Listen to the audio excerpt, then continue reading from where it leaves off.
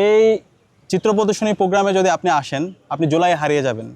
এবং গত 16 বছর জুড়ে হাসিনার যে ফেসিবাদ ছিল, গুম খুন আয়নাগর প্রকল্পের মাধ্যমে এই বাংলাদেশকে যে একটা অকার্যকর রাষ্ট্রে পরিণত করেছিল এবং বাংলাদেশের মানুষের উপর যে নির্মম নির্যাতন নিষ্পেষণ হয়েছিল, তার চিত্র আপনি এই প্রদর্শনীতে দেখতে পাবেন।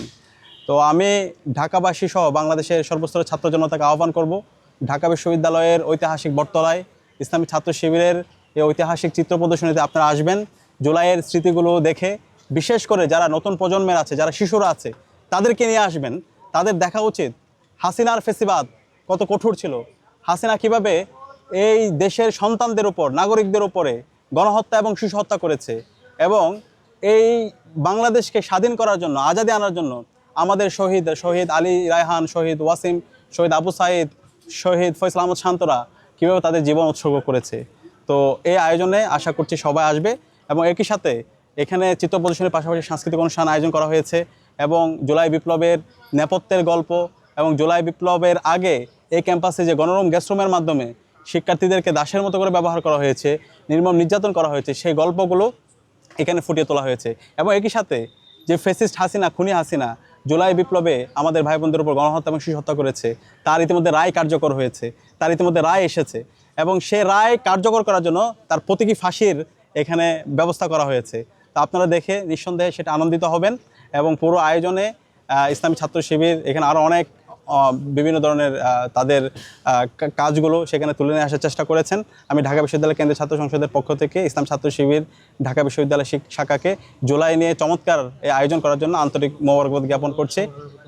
একই সাথে আছে এবং ছাত্র সংগঠন আছে, রাজনৈতিক সংগঠন আছে, আমি তাদেরকে অনুরোধ করব এই জুলাই নিয়ে, জুলাই বিপ্লব নিয়ে আমাদের বেশি বেশি আয়োজন থাকা দরকার। এই জুলাইটা সবার, আমরা ফেসিবাদ বিরোধী যত শক্তি আছি সবাই এই জুলাইকে ধারণ করা দরকার। জুলাইয়ের স্মৃতিগুলো প্রত্যেকটা প্রান্তরে প্রান্তরে আমাদের ছড়িয়ে দেওয়া দরকার। ঢাকা বিশ্ববিদ্যালয় গত বছর 36 জুলাই আমরা থামবো না শীর্ষক 3 দিনব্যাপী প্রোগ্রাম করেছিল টিএসসিতে। ঢাকা বিশ্ববিদ্যালয় ছাত্র শিবির আবারও এবছর করছে সেই ধারাবাহিকতায় রক্তাক্ত করে জুলাই শীর্ষক 3 দিনব্যাপী চিত্র প্রদর্শনী। এবারের প্রোগ্রামটি বাস্তবায়িত হচ্ছে ঢাকা বিশ্ববিদ্যালয়ের ঐতিহাসিক বটতলায়।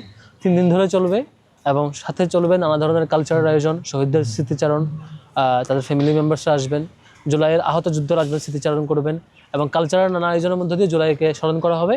এবং আপনি এক নজরে ঘুরে আসতে পারবেন গত 15 বছর কেমন ধরনের টর্চার চলতো এখানে, এবং ভয়ঙ্কর ফ্যাসিবাদ কেমন করে বাংলাদেশকে গ্রাস করে ফেলেছিল, এবং আমরা পুরো জুলাই ধরে অগাস্টের 5 তারিখ পর্যন্ত কী কী কর্মসূচির মধ্য দিয়ে কী চড়াই উতরাই পার হয়ে আমরা এই ফ্যাসিবাদকে বাংলাদেশ থেকে তাড়িয়ে দিয়েছি, তাড়াতে বাধ্য করেছি, পালিয়ে যেতে বাধ্য করেছি। পুরো ক্রনোলজিটা, পুরো হিস্ট্রিটা আমরা এখান থেকে জানতে পারবো, এবং সবাই একসাথে সেই জুলাই ইতিহাসে হারিয়ে যাব।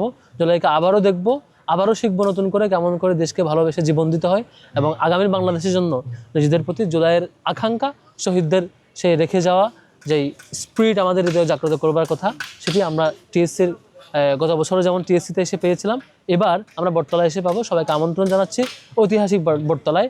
আজ সকাল 8টায় শুরু হয়েছে, টানা 3 দিন চলবে, যে কোনো সময় আসতে পারেন, আপনার দাওয়াত রইল।